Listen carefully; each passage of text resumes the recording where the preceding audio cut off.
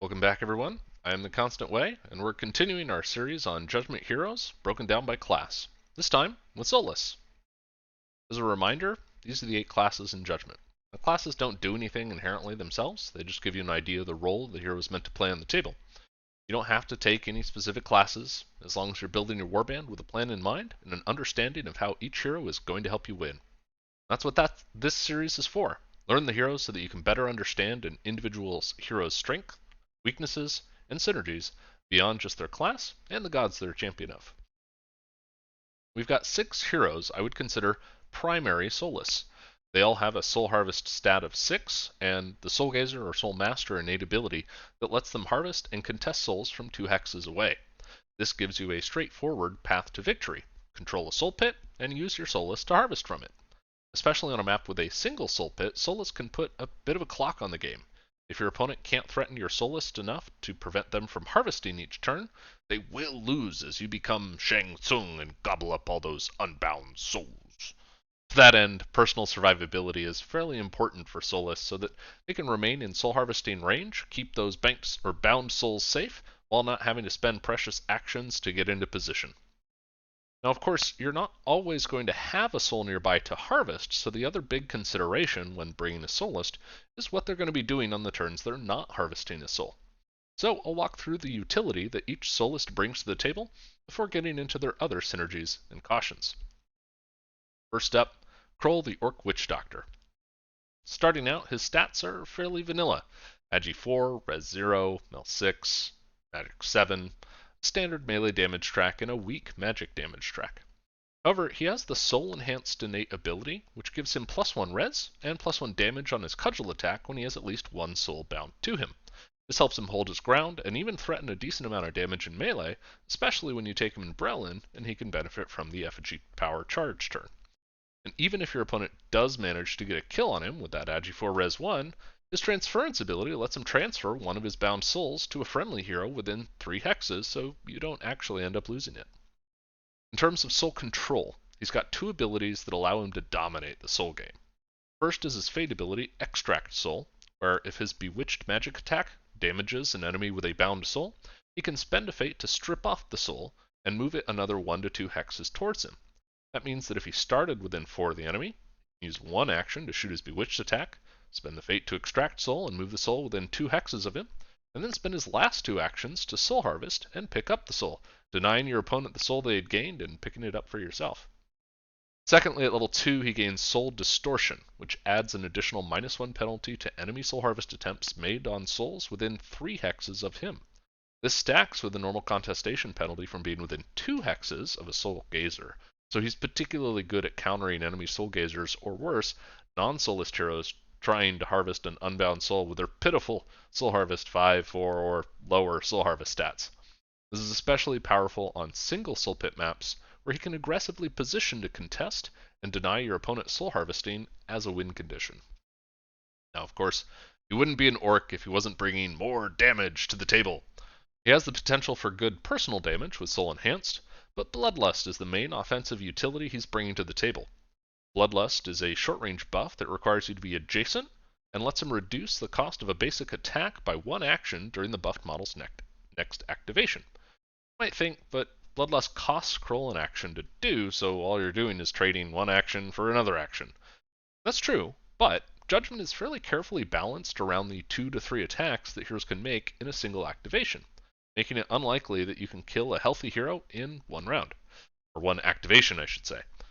Bloodlust changes that math, giving one of your big damage dealers a reliable 3 or even 4 attacks to kill basically anything in front of them.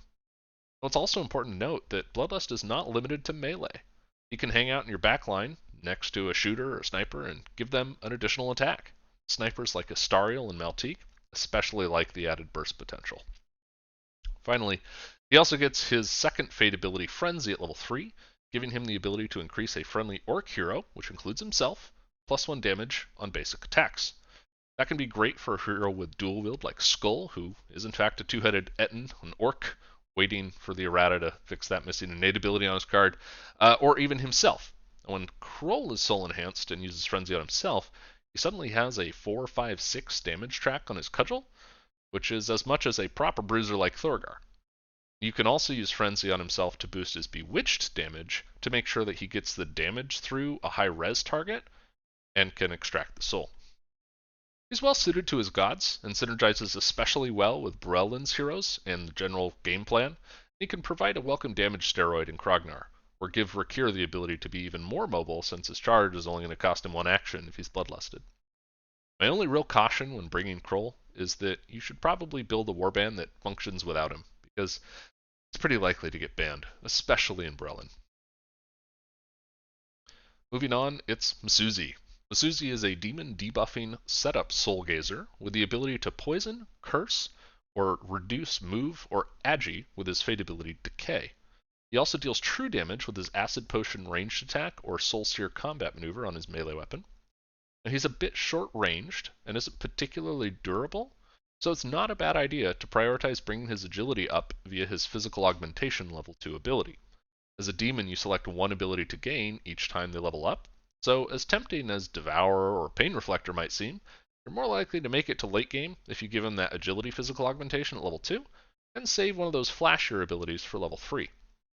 You could, if you're really confident and want to make good use of that true damage acid potion gun against a lot of res maybe that your opponent brought, choose to increase his RNG stat instead of his agility via physical augmentation, if you're confident you think you can snowball, but you really also need to be able to protect him, and then of course get good usage out of that gun. Now unlike Kruul, he doesn't have any special soul control abilities beyond just being a proper soul gazer. He is, however, well suited to his gods, with Tomas making it easier for him to inflict his poison and curse conditions, and giving him the option to get really tanky if you give him the diamond armor.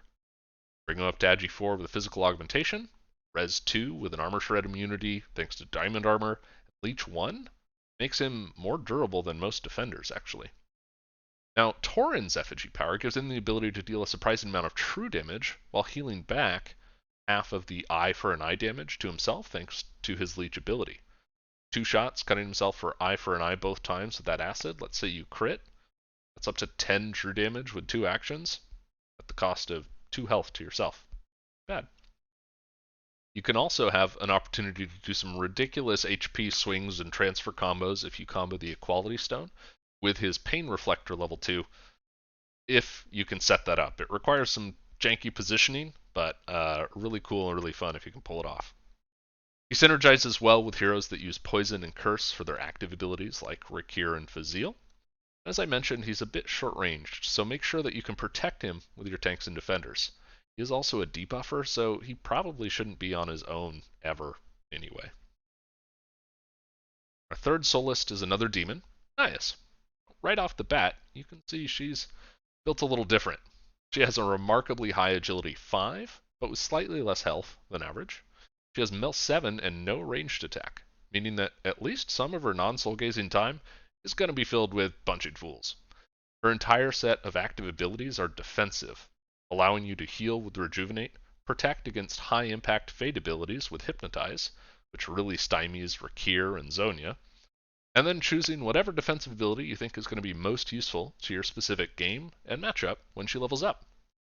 By default, a good choice is her physical augmentation ability to bring her to agility 6, which is only compared to Sky and makes her very durable.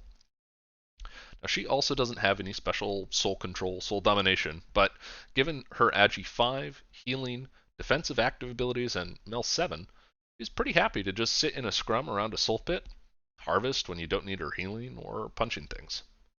Similar to Masuzi, she's also a great setup piece for her poisoners, Rakir and Fazil. In fact, her Poison Cloud maneuver can afflict 2 targets, and it's very likely that at least one of those heroes won't have time to activate and cleanse. They'll still be poisoned by the time Fazil or Rakir are ready to activate and blast the poor sap with Pestilence or Toxin. Now, she works well in both of her gods, bringing poison synergy for Krognar and healing, frontline potential in Tauren, but is a great non-champion to bring for her poison synergy and healing anywhere, especially in Tomas, where you're likely bringing Fazil and Rakir. I honestly don't have a lot of cautions to offer for Naias. She's agility based, so try not to let her get ganged up on. But otherwise, she's got a great kit that's kind of difficult to screw up unless you're too reckless. Continuing our run on high agility support style soul gazers, we move on to Saiyin. Now, looking at her stats, she's an elf So she has dash to give her an extra hex of movement once per activation. She has a high agility stat of 5, but low HP starting out at 13. She's got a good magic 7 stat on a short range hex 3 magic attack with 2 remarkable abilities. You'll note she doesn't have a melee attack, so normally if she gets engaged, she would be kind of screwed. She can't shoot, and you'd only have to walk away and take a parting blow. But she has point blank, which means she can shoot if she's engaged and doesn't get penalized for doing so. She also has Soul Sear, which gives her Wither Soul attack +1 damage for each soul bound to the target. This can end up in a shocking amount of damage late game if she gets to shoot somebody with 2 or even 3 bound souls. Base 2, 3, 4, add 2 souls on top of that, 4, 5, 6, and really put out some damage. Looking at her soul gazing abilities, she does actually have a few to consider. The first and simplest is Augury, which just lets her, it can be buffed to a friendly model, either herself or a friend, and it lets them reroll 1 die. This can be really helpful for really low die pool but very important rolls like a Soul Gaze attempt or say Rikir's Toxin. She also has Soul Beckon, which is another Soul Strip style ability, only in this case she just gets within 2 spends of fate and essentially soul harvests off an enemy to strip the soul. That doesn't result her in harvesting the soul, it just pulls it off and then moves it towards her.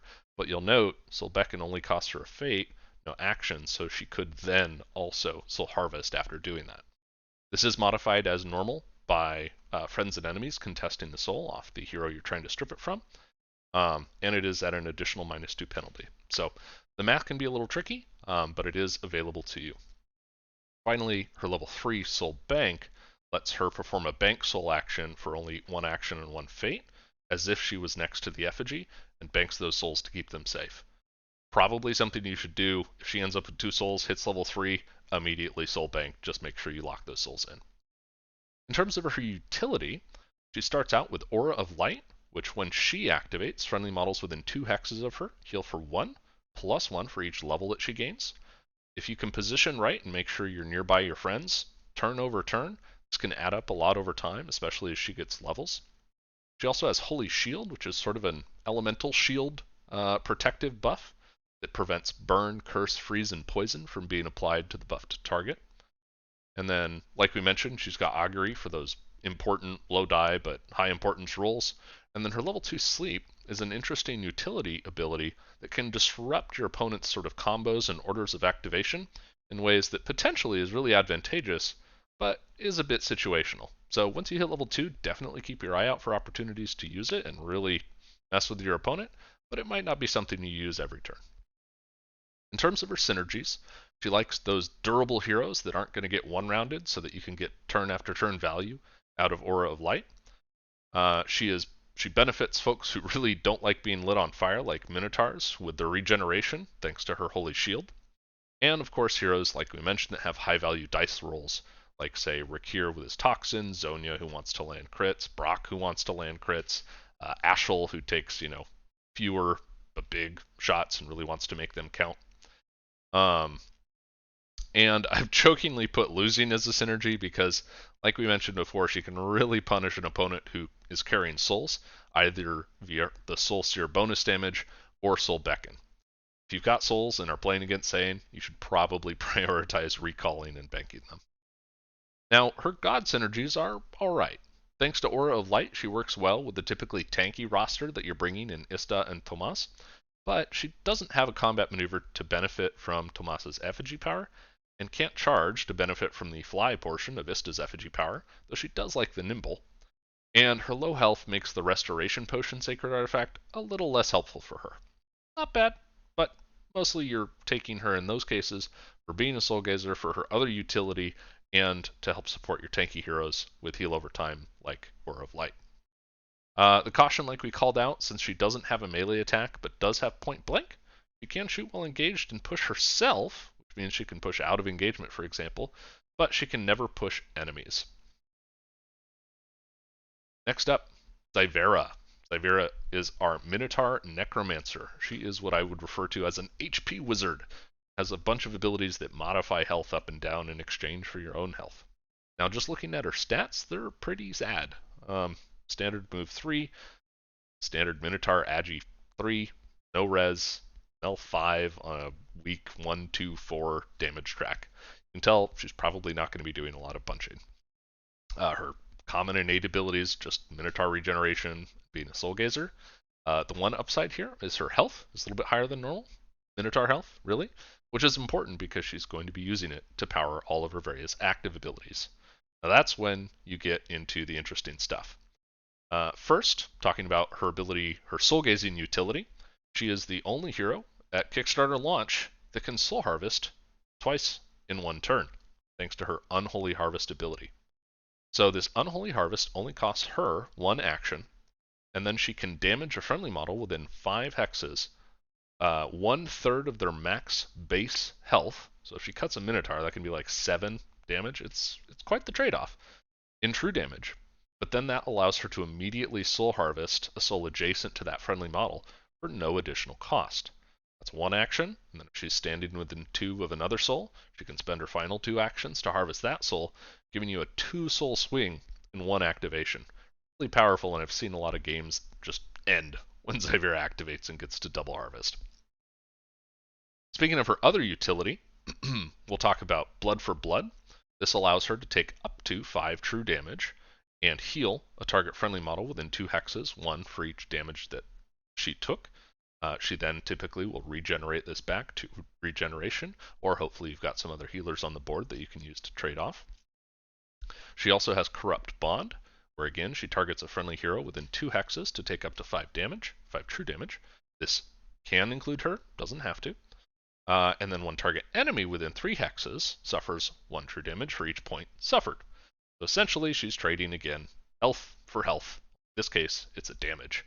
It is true damage. She can't kill the friendly model that she uses Corrupt Bond to take health away from, but you can absolutely kill enemies' models with it. And since you're not rolling any dice, this is a really high reliability just way to knock something out. So this ability actually lets her be a pretty good monster killer, finisher. It's not gonna, one round a monster, but if you have another hero go in on a monster, do setup, bring him down to say 4 health, up to 5 health, she can then charge in, or walk in, whatever, and use Corrupt Bond to make sure that she gets that monster kill, she gets her levels, which are really important here, we'll get into them, and picks up the bounty if you're close enough for it, with no dice rolled, no chance to fail. Pretty cool. Then she also, sticking on her level 1, has Raised Dead, which is her level 1 Fate ability, which allows you to spend an action and a fate to choose a friendly hero that died this turn. They then immediately resurrect adjacent to the effigy and can activate that round, if they haven't already activated yet. This also essentially lets you skip the typical stun that happens the following turn. It will still impact you this turn.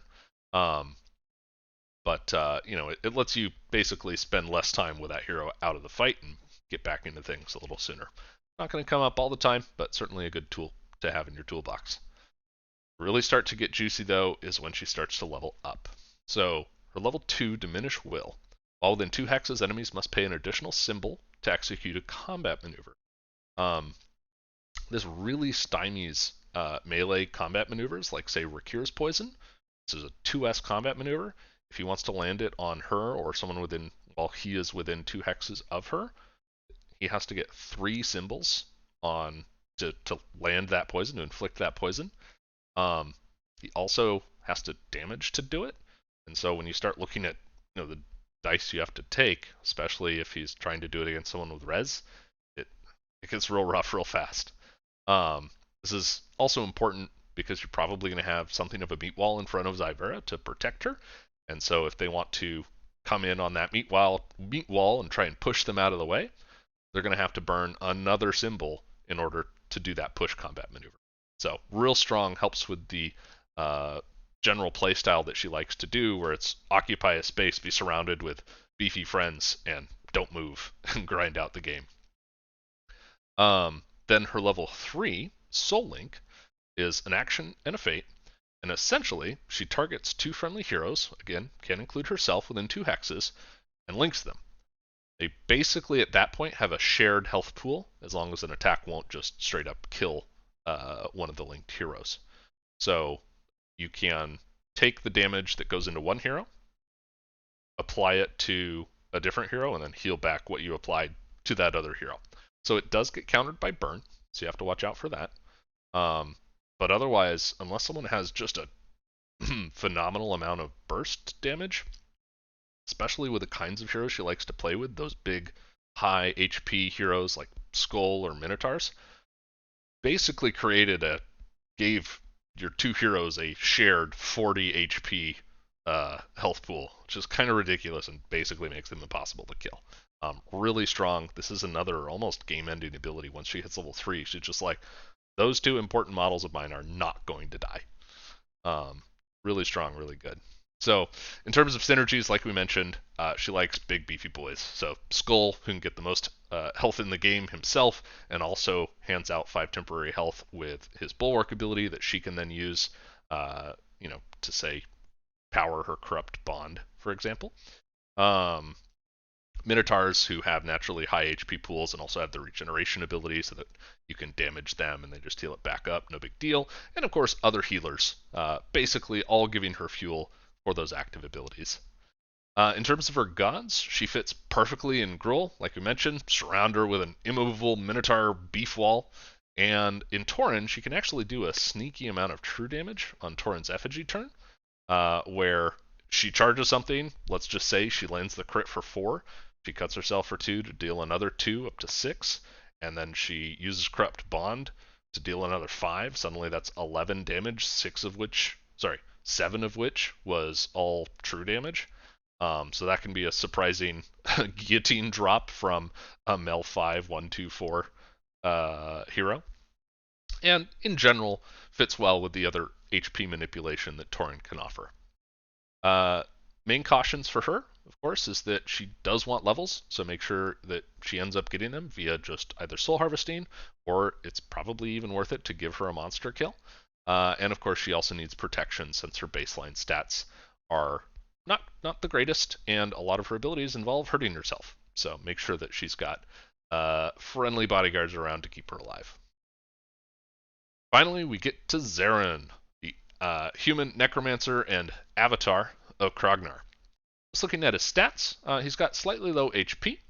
He's got pretty standard stats across the board: Agi 4, Res 0, Weak Mel 5 with a 1-2-3 knife, good Magic 7 with a 2-3-4 damage track, and 5 reach, which is particularly relevant. Lets him stay way back safe while still contributing damage into the fray. He also has an innate ability called Explode, where if he is killed, enemy models that are adjacent to him when he dies take 5 damage. This is pretty punishing if you have like an aggressor that typically has around 15 health. Come in, kill him, hits them for 5 as he dies. That puts him on 10 with a bound soul on them. Pretty easy to counter kill them at that point. So watch out for that Explode, especially if you're playing against Zaron. In terms of his soul gazing utility, he is the master of split soul pits thanks to his skeletons and their unholy vessel ability. Essentially, what Zaron can do is, at the start, for an action and a fate, he can summon a skeleton. Now you can see the skeleton stats are pretty terrible across the board. Only 4 health, 2 agi, 2 mel, 1-2-3 damage track. You're not really using them for being raw powerhouses themselves, but they are move 3, and he can soul harvest through them essentially. Similar to Xyvera's Unholy Harvest that we talked about before, he can make a soul harvest attempt on a soul adjacent to one of his summoned skeletons, but it is at a -2 penalty. So he can camp one soul pit. If there's multiple soul pits across the map, he can camp on one of them and pick up souls as they spawn there. He can then summon a skeleton and send it over to the other soul pits, so that on the turns the souls spawn over there, he's got a shot at picking those up too. Of course, because of that -2 penalty, it's not a bad idea to have another model near that soul pit to help give him a bonus to harvest. But even then, if you've got like fate for rerolls, a rerollable 8 is really not that bad in terms of your percentage chance to pick up that soul. So he's really kind of the master of multiple or split soul pit maps. And then eventually, when he gets to level 3, he gains Shadow Step. So at level 1, he's got the Shadow Rift ability where he can place out Shadow Orbs, and until he hits level 3, that's mostly just for friends that use Shadow Orbs like Rakir or Cradle. But once he hits level 3, he gains Shadow Step and can use those to teleport around the map. Make sure you've got those orbs set up around the Soul Pit so he can go wherever he needs to go to maximize the impact of his Soul Gazing abilities, and also, of course, his Necrotic Blast. In terms of utility, he has it in spades. We talked about the skeletons, they're weak stats, but they're still friendly models that provide gang ups and distractions. So you can use them as, for melee hit fixing for your melee damage dealers, and also, defensively to position around the heroes that your opponent wants to attack. And they can become fairly punishing, even though they're only 4 health, pretty easy to kill. You sneeze on them, they die. Once Zaron hits level 2, those skeletons explode as well. Now they only do 2 damage instead of his 5 damage, but still, this little critter that you're having to spend actions on to get rid of and get the penalties out of your way, and then it blows you up for 2 damage. It's kind of obnoxious. And they also don't cost any fate once to summon once Zaron has a soul, thanks to their soul tuned ability. You can really start pushing critical mass. So once you get a soul on Zaron, you should probably spend his actions to just start pumping out skeletons.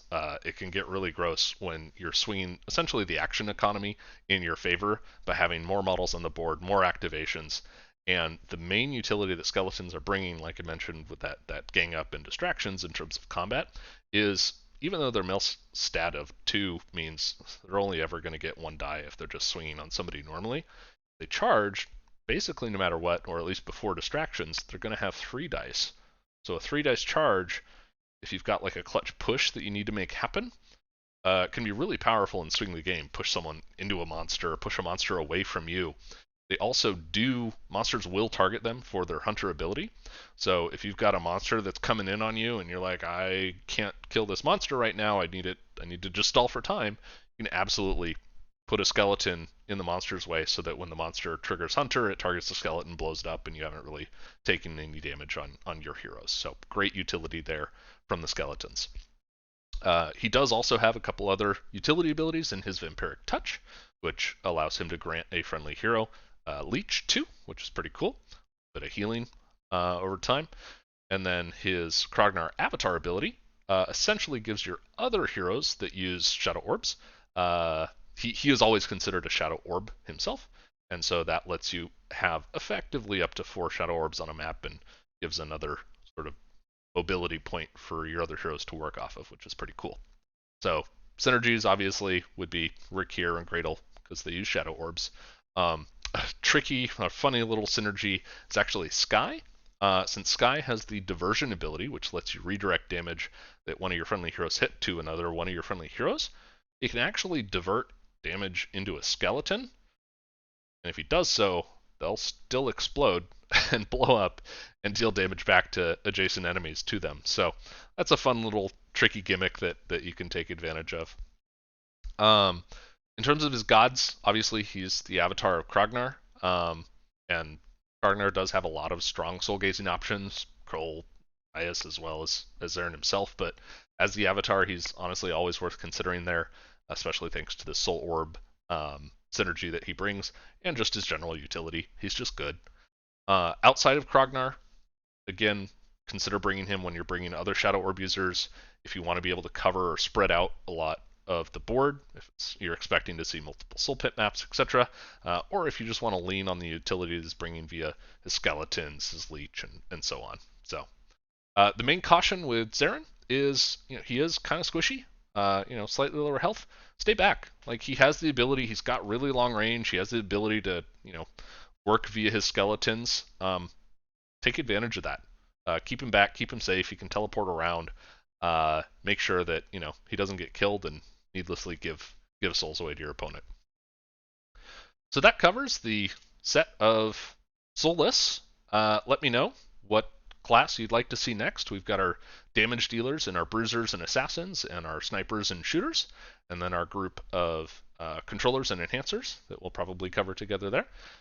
So if there's one that you're particularly jonesing to see, let me know. I'll prioritize making that video. It does take me a while to make these, so let me know if there's one you want me to focus on. I'll try to get out sooner rather than later. Otherwise, join the Discord. I'll put the link in the description of the video. And hope you enjoyed it, and we'll see you in the between.